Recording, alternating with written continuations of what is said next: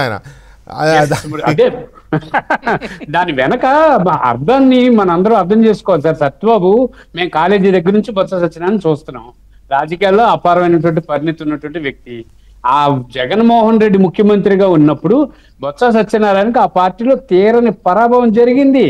అక్కడ ధర్మాన కృష్ణదాస్ కానీ, పాముల పుష్పశ్రీ కానీ బీడికి రాజన్న దొర కానీ, లేకపోతే మన బూడి ముత్యాల నాయుడికి కానీ ఉప ముఖ్యమంత్రి ఇచ్చారు. బొత్స సత్యనారాయణకి ఇవ్వలేదు. పైపొచ్చి విశాఖపట్నంలో విజయసాయి రెడ్డి, ఇంకొక మన టీటీడీ చైర్మన్ చేసిన ఇంకొక రెడ్డి, విజయనగరంలో మరి వాళ్ళ మేనల్లుడు, మరొక శ్రీకాకుళంలో ఇలా మంత్రులు ఉంటే ఇంకా బొత్స సత్యనారాయణ ఏం పరిపాలన, ఏ రకమైనటువంటి విజన్ ఉన్నటువంటి వర్క్ చేయగలుగుతాడు? ఆయన పెద్దిరెడ్డితోటి సజ్జలతోటి కొల్లుడై పని చేసుకున్నాడు.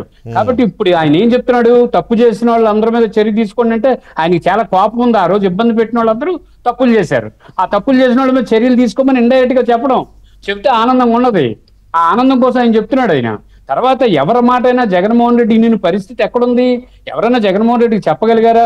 సత్యబాబుకి ఆ లౌక్యం చాతుర్యం ఉన్నది కాబట్టే ఆ జగన్మోహన్ రెడ్డి దగ్గర అప్పుడు కాంగ్రెస్ నుంచి వచ్చిన వాళ్ళు ఆయన ఒక్కడే ఉన్నాడు. రాజశేఖర్ రెడ్డితో పనిచేసిన ఒక్క మనిషి లేరు కదా, ఎక్సెప్ట్ బొత్స సత్యనారాయణ తప్ప.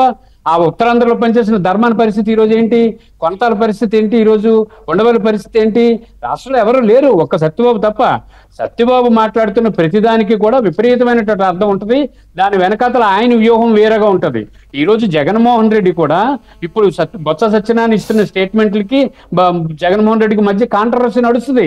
ఎందుకంటే ఈ చెప్పడం జగన్మోహన్ రెడ్డికి ఇష్టం ఉండదు. ఇప్పుడు ఆయన లీడర్ ఆఫ్ అపోజిషన్ కాబట్టి ఏదో చెప్పాలి కాబట్టి ఆయనకు ఆ స్టేచర్ వచ్చింది కాబట్టి ఆయన చెప్పగలుగుతున్నాడు. కానీ నిన్నటి వరకు బొత్స సత్యనారాయణ ఎక్కడైనా ఫ్రేమ్ వర్క్ లో ఉన్నాడా? మొట్టమొదట అతని చేత మాట్లాడించాడు. ఇవన్నీ ఎందుకు మాట్లాడించాడు?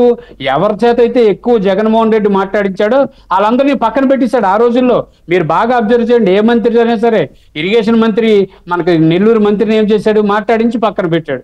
గుడివాడ అమర్ని ఏం చేశాడు? మాట్లాడించి పక్కన పెట్టాడు. అలాగే ఇదంతా ఒక స్ట్రాటజీ. ఇదంతా జగన్మోహన్ రెడ్డి స్ట్రాటజీలు, ఇదంతా పావులు. అందులో సత్యబాబు ఈ రోజు లిబర్టీ వచ్చింది, ఫ్రీడమ్ వచ్చింది కాబట్టి ఎల్ఓపిగా ఆయన నచ్చినట్టు మాట్లాడొచ్చు.